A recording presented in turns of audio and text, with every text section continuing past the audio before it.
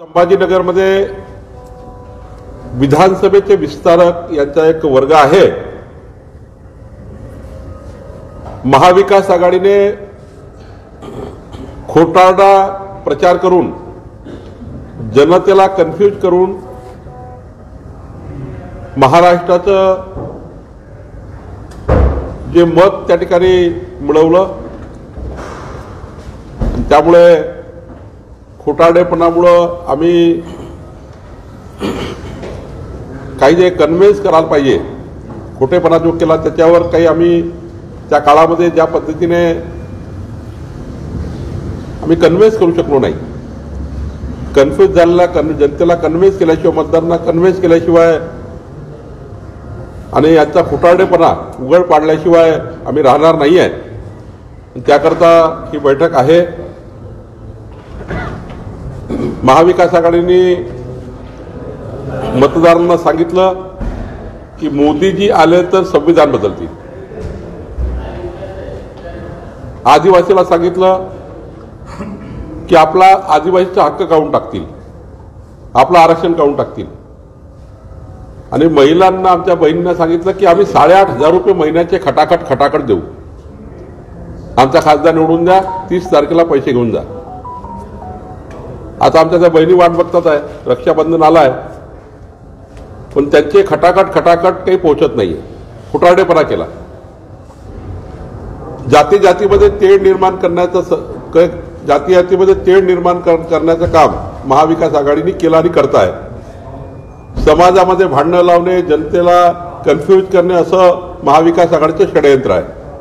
आणि या षडयंत्राला आम्ही आता बूथ लेवलला जाऊन प्रत्येक मतदारांना भेटून डबल इंजिन सरकार, मोदींचं केंद्रातलं सरकार, राज्यातलं एकनाथजी देवेंद्र अजित पवारांचं सरकार, हे सरकार राज्याला कसा न्याय देत आहे आणि डबल इंजिन सरकारच राज्याचं भलं करू शकतं, राज्याला विकासाकडे नेऊ शकतं, हे आम्ही कन्व्हिन्स करणार आहे, घरोघरी जाणार आहे, संवाद करणार आहे। आणि या संवादाचा मला विश्वास आहे की महाराष्ट्राचे मतदार जे लोकसभेच्या निवडणुकीमध्ये कन्फ्यूज झाले आणि त्यांनी महाविकास आघाडीला मत दिलं, ते आता पुन्हा एकदा आमच्या डबल इंजिन सरकारच्या माध्यमातून या महाराष्ट्राच्या विकासाकरता आम्हाला साथ देतील। महाविकास आघाडी म्हणजे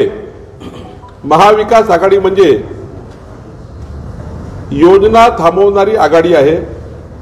मोदीच्या सरकारमध्ये उद्धव ठाकरेंनी साऱ्या योजना थांबवल्या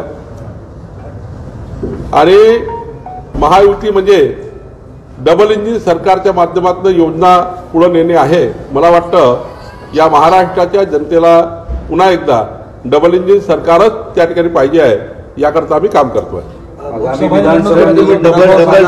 डबल इंजिन म्हणताय, इंजिन 3 आहेत सरकारला, मग इंजिन कमी होणार? महाराष्ट्राचं समीकरण जोडताय मी, केंद्रातलं सरकार, राज्यातलं सरकार, डबल इंजिन सरकार, 2 सरकार आहे, 2च सरकार बनतात देशामध्ये, एक केंद्रात एक राज्यात। त्यामुळे डबल इंजिन सरकार, केंद्रातलं सरकार, राज्यातलं सरकार, एकनाथ शिंदेचं सरकार, हे सरकार जनतेला, समाजाला न्याय देऊ शकतं। आणि महाविकास आघाडी जर चुकीच्या पद्धतीनं मतं घेतले, समजा एखाद्या वेळी चुकीनं मत मिळालं महाविकास आघाडीला संभाजीनगर मराठवाड्यामध्ये, तर मोदी सरकारच्या आणि शिंदे सरकारच्या सर्व योजना बंद पाडतील। लेक लाडली बहिणा योजना बंद पाडतील, हे 3 सिलेंडरची योजना बंद पाडतील, शेतकऱ्याला जे वीज बिल माफ केलं सरकारने ती योजना बंद पाडेल महाविकास आघाडी, गरीब माणसाला जे अन्न सुरू आहे ते योजना बंद पाडेल, प्रधानमंत्री योजनेचे 3 कोटी घरं ते बंद पाडतील, महिला बचत गटाच्या योजना बंद पाडतील। महाविकास आघाडीचं षडयंत्र आहे की योजना बंद पाडल्या। आणि त्यामुळे मला असं वाटतं आता आम्ही जनतेला कन्व्हिन्स करू, तर मला विश्वास आहे की महाराष्ट्राची जनता ही कन्व्हिन्स होईल। लोकसभा निवडणुकीमध्ये जो झटका बसला त्यानंतर ही सगळी नियोजनात्मक बैठक आहे आता नाही, लोकसभा निवडणुकीचा झटका आम्ही जो बसला तो आम्ही समजू शकलो नाही। यांचा खोटारडेपणा इतका खालीपर्यंत गेला असेल, एक संविधान कधी बदलू शकतं का? किती खोटारडेपणा! अजूनही रोज सकाळी 9 वाजता झोपून उठून खोटारडेपणा सुरू आहे। पण ज्या पद्धतीने आता आम्ही हे सर्व तपासलं आता आम्ही मात्र या जे महाविकास आघाडीच्या षडयंत्रात, मायावी शक्तीच्या षडयंत्रामध्ये जे काही महाराष्ट्रात ते करतील ते आम्ही उघडं पाडू. याच पार्श्वभूमीवर प्रभारी, सहप्रभारी आणि संघटन मंत्री प्रत्येक विधानसभा निहाय दौरा करणार आहेत अशी माहिती पण मिळते. महाराष्ट्रामध्ये पुणे महाधिवेशन झालं, ऐतिहासिक अधिवेशन झालं, 7,000 प्रतिनिधींनी भाग घेतला. आता आमचे 69 जिल्हा अधिवेशन आहे. त्याकरता आमच्या नेतृत्वाने प्रवास केला त्या भागातल्या, आणि पुढच्या काळामध्ये 9, 10, 11ला या राज्यामध्ये 759 मंडळाचे अधिवेशन आहेत, तालुका मंडळाचे अधिवेशन आहेत. आमच्या दृष्टीने तालुका मंडळ आहेत, 759 अधिवेशन होणार आहेत. आता या 3, 4, 5 तारखेला आमचे 69 अधिवेशन होणार आहे. आणि या अधिवेशनामध्ये आम्ही संपूर्ण महाविकास आघाडीचा खोटारडेपणा आणि येणाऱ्या काळामध्ये जनतेमध्ये जाऊन ज्या जनतेला अजूनही केंद्र सरकार, राज्य सरकारच्या योजनेचा लाभ मिळाला नाही, त्या योजनेचा लाभ मिळवण्याकरता आम्ही आमचा पक्ष काम करणार. राहुल गांधी म्हणतात की हा संपूर्णपणे चक्रव्यूह आहे, शिवजीची बारात, त्यानंतर चक्रव्यूहचं जाळं. आणि कंगना राणावत म्हणतात की राहुल गांधी ड्रग्ज चरस घेऊनच संसदेत येतात आणि हे वक्तव्य करतात. तुम्ही किती सहमत आहात? नाही, राहुल गांधी जे बोलतात ते हिंदू विरोधी भूमिकेतनं राहुल गांधी हिंदू समाजावर टीका करण्याचं रोज काम करतायत. हिंदू समाजाला आतंकवादी सारखी ते भाषा बोलण्याचा प्रयत्न करतात सभागृहामध्ये. हिंदू समाजाच्या विरोधी भूमिका हे राहुल गांधी मांडतायत.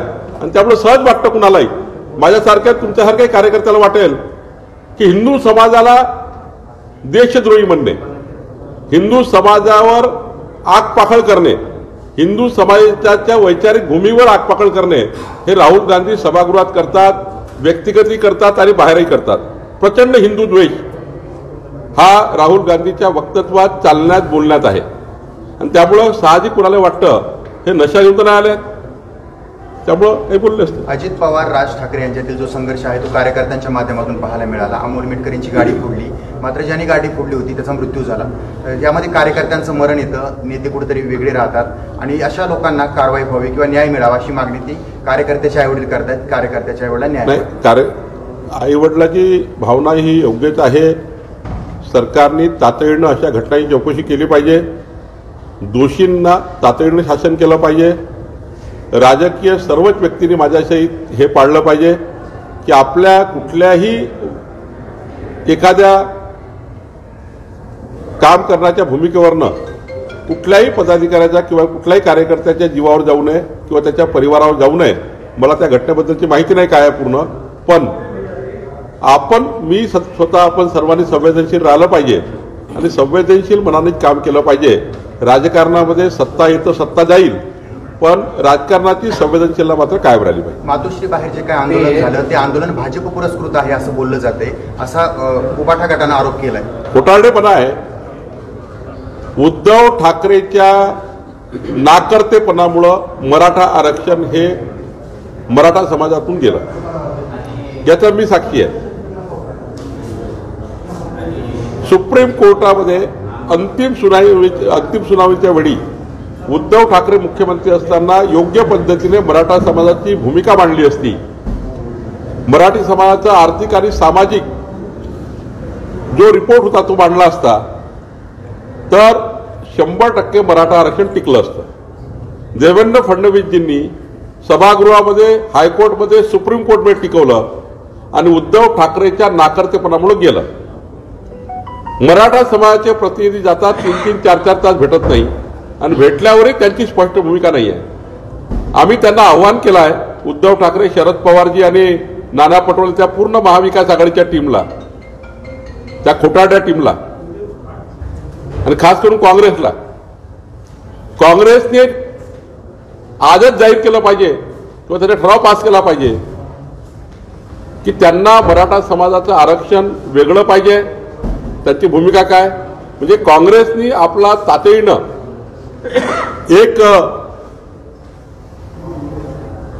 या मीडियाला, राज्याच्या जनतेला कळलं पाहिजे की त्यांनी काँग्रेसची भूमिका काय. काँग्रेसची भूमिका ही आहे का की मराठा समाजाला ओबीसीतनं आरक्षण द्यायचं की मराठा समाजाला देवेंद्र फडणवीस सरकारनं दिलेलं आरक्षण योग्य आहे की मराठा समाजाला दिलेलं आरक्षण टिकलं पाहिजे, मराठा समाजाला वेगळं आरक्षण दिलं पाहिजे? काय भूमिका आहे काँग्रेसची? काँग्रेसची भूमिका अजून क्लिअर होत नाही. उद्धव ठाकरे आणि शरद पवार साहेब सांगत नाही, पण भारतीय जनता पार्टीची भूमिका ही सरळ आणि साधी सोपी आहे. देवेंद्र फडणवीस सरकारच्या काळामध्ये ज्या पद्धतीने आणि आता एकनाथ शिंदेजींनी छत्रपती शिवरायासमोर साक्षी ठेवून मराठा समाजाच्या कल्याणाकरता ज्या पद्धतीने काम केलं आहे, हे सरकार सर्वात जास्त मराठा समाजाच्या मागे उभं राहिलं. पण या गोष्टीला कुणी सहमत नाही की कुणाचं आरक्षण काढून कुणाला द्या, कुणाच्या चार्टरचं काढून कुणाला द्या. मराठा समाजाला स्पष्टपणे टिकणारं, व्यवस्थित पद्धतीने समाजाला न्याय देणारं, समाजाच्या बेरोजगार मुलांना न्याय देणारं आरक्षण मिळालं पाहिजे. आमची भूमिका स्पष्ट आहे. ओबीसीच्या कुठल्या आरक्षणाला धक्का लावता मराठा समाजाला आरक्षण दिलं पाहिजे. ही भूमिका काँग्रेसची काय आहे, ही भूमिका उद्धव ठाकरेची काय आहे, आणि उद्धव ठाकरेंनी मान्य केलं पाहिजे. होय, मी तेव्हा चुकलो, मी मुख्यमंत्री असताना चुकलो. मी मराठा समाजाचं आरक्षण जेव्हा एरणीवर होतं सुप्रीम कोर्टामध्ये, तेव्हा मी न्याय देऊ शकलो नाही. तर उद्धव ठाकरेंनी केलेली सर्वात मोठी जीवनातली चूक आहे, जी मराठा समाजाला आज त्या ठिकाणी रस्त्यावर यावं लागतं. आंदोलनामध्ये भाजपचा पदाधिकारी आढळला होता त्या आंदोलनामध्ये. मी तुम्हाला सांगतो की कुठला पदाधिकारी कुण्या पक्षाचा नसतो. मराठा समाजाच्या आरक्षणाला गेलेला प्रत्येक पदाधिकारी त्या समाजाचा प्रतिनिधी असतो. भारतीय जनता पार्टीचा असो की काँग्रेसचा असो. आता जेवढं आंदोलन सुरू आहे त्या आंदोलनामध्ये काही कुणा एका पक्षाचा व्यक्ती आहे का? त्या आंदोलनामध्ये सर्वच पक्षाचे लोक आहेत. आपल्या समाजाला न्याय मिळण्याकरता सर्वच समाजाच्या लोकांनी एकत्र आलं पाहिजे, मराठा असो की ओबीसी. पण तिथे भाजपचा कार्यकर्ता, तिथे काँग्रेसचा कार्यकर्ता जो असेल तुझा मराठा समाजाचा असेल तो गेला असेल, आणि त्यामुळे त्याला काय, तुम्ही सांगा तुमची भूमिका काय, तुमची भूमिका स्पष्ट करा. राज्यामध्ये फार मोठ्या प्रमाणात गुंतवणूक येते आहे.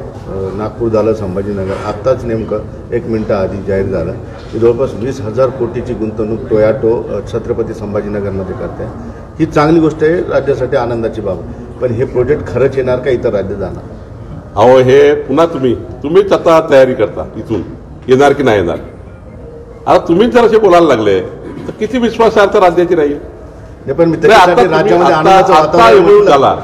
15 मिनिटापूर्वी एमओयू झाला, इतका महत्वाचा एमओयू झाला, संभाजीनगर करता झाला. संभाजीनगर करता एवढं मोठं इन्व्हेस्ट येणार, आणि तुम्ही पहिल्याच बातमीमध्येच असं विचाराल मला की येणार की नाही येणार आहे.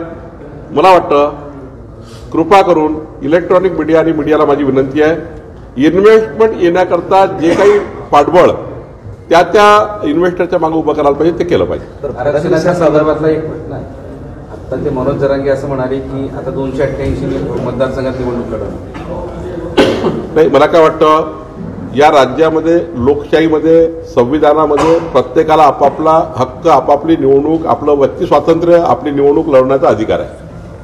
त्यामुळे त्यांनी लढवलं तर आम्ही त्यांना काही थांबवू शकत नाही. त्यांनी मागेही म्हटलं आम्ही याचे पाळू, आम्ही त्याचे आणू, आम्ही त्याचे पाळू, नाव घेऊन बोलले. त्यालाही काय आम्ही म्हटलं नाही. त्यांनी म्हटलं आम्ही यांचेच पाळू, आम्ही यांचे आणू, आम्ही काही बोललो नाही. शेवटी जनता निर्णय घेईल. पण मला असं वाटतं लोकशाहीमध्ये, संविधानामध्ये आपापला हक्क सर्वांनी, त्याला अधिकार आहे. तुमच्यासोबत असणारा मनसे आता मतं जाणून घेऊ लागलेलं आहे लोकांमध्ये जाऊन. त्याची सुरुवात वरळीतून होते आहे. राज ठाकरे साहेबांनी लोकसभा निवडणुकीपुरतं देशाचे पंतप्रधान मोदीजी व्हावे, विकसित भारताचा संकल्प पूर्ण व्हावा याकरता मतं दिले आहेत. ते बूथवर सुद्धा गेले, त्यांचं मी अभिनंदन करतो. पण विधानसभेत मात्र त्यांची भूमिका ही त्यांनी वेगळी व्यक्त केली आहे. शेवटी मी आधीच सांगितलं, लोकशाहीमध्ये प्रत्येकाला आपापला अधिकार आहे. मनसे सोबत नसल्याचा फटका बसेल विधानसभेला. मी या गोष्टीचं प्रेडिक्शन करणारा नाही आहे. आम्ही मागतो एवढं नक्की करणार आहे. महाविकास आघाडीचा खोटारडेपणा जनतेला कन्फ्युज करून जोपर्यंत महाविकास आघाडी जनतेची माफी मागत नाही, हे सांगितलं पाहिजे त्यांनी. महाविकास आघाडीने संभाजीनगरहून सांगतोय. काँग्रेसचे नाना पटोले तुम्ही सांगितलं पाहिजे, होय आम्ही खोटं बोलून मत घेतले. पवार साहेब तुम्ही खोटं बोलून मत घेतले. उद्धवजी तुम्ही खोटं बोलून मत घेतले. तुम्ही निरनिराळ्याप्रमाणे वेगवेगळ्या मीम्स तयार केल्या, खोटारडे व्हिडिओ तयार केले, खोटारडे त्या ठिकाणी सोशल मीडियाच्या माध्यमातून तुम्ही त्या ठिकाणी जनतेला कन्फ्युज केलं. इतकं कन्फ्युज केलं की संविधानच बदलणार आहे. कुणी संविधान बदलू शकतं? त्यामुळं हे खोटारडे या खोटारड्याचा खोटारडापणा उघडा करण्याकरता आम्ही मैदानात उतरलेला आहोत. आमची महायुती प्रचंड ताकदीने महाराष्ट्राच्या 14 कोटी जनतेच्या प्रत्येक मतदारापर्यंत जाऊ. ज्यांनी मतं दिलं त्यांचे धन्यवाद, नाही दिलं त्यांचे धन्यवाद. पण पुढच्या निवडणुकीत मात्र जनता ही कन्व्हिन्स होईल की आम्ही या ठिकाणी खोटारडेपणामध्ये आलो आहेत आणि जनता कन्व्हिन्स होईल आणि जनता पुन्हा महायुतीला मत देईल आणि देशातलं सरकार आणि राज्यातलं सरकार पुढचे 5 वर्ष महाराष्ट्र क्रमांक 1 वर आणण्याकरता काम करेल. पुणे हिट आणि रन प्रकरणामध्ये टिंगरेंचं नाव प्रभावी होतं, मात्र कारवाईमध्ये त्यांचं नाव नाहीये. तुम्ही कुठला प्रश्न आणता? वाचवण्याचा प्रयत्न संभाजीनगर केला विचार. जातो.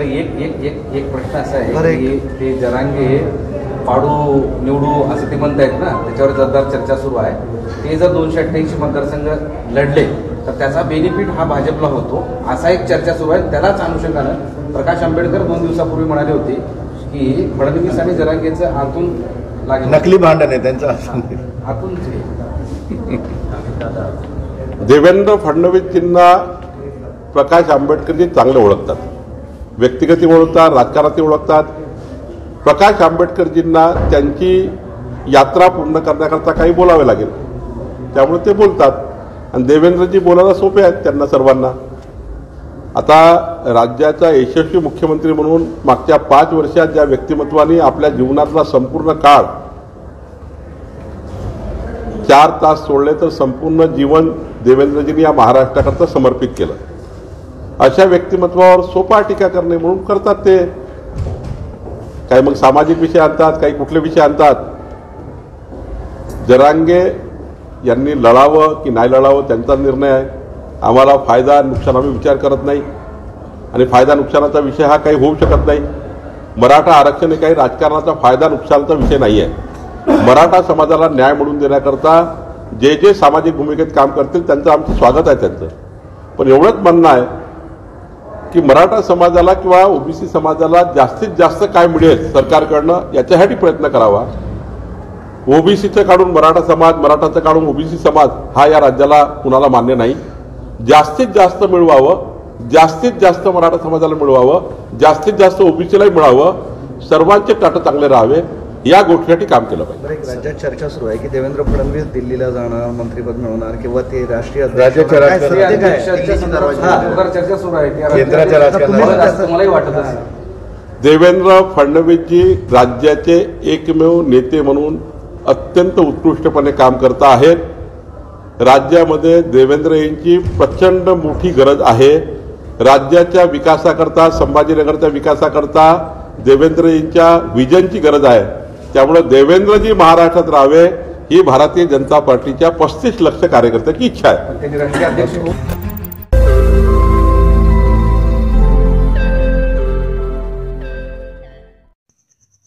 रोज नई खबरों को देखने के लिए हमारे औरंगाबाद समाचार चैनल को सब्सक्राइब कीजिए और नोटिफिकेशन पाने के लिए हमारे बेल आइकन को दबाइए ताकि हर खबर की नोटिफिकेशन आपको मिलती रहे.